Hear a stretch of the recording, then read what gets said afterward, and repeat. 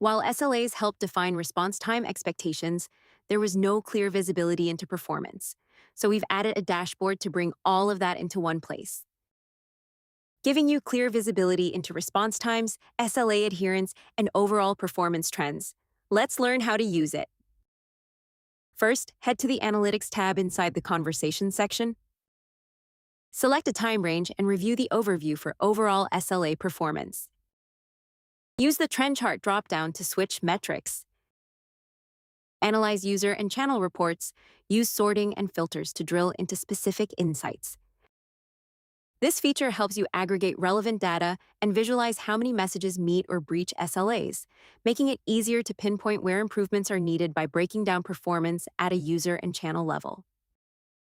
You can now measure how well conversation SLAs are being met with the new SLA Performance Dashboard, which simplifies improvements and makes it easy to reward or correct your team as needed. We hope you enjoy it.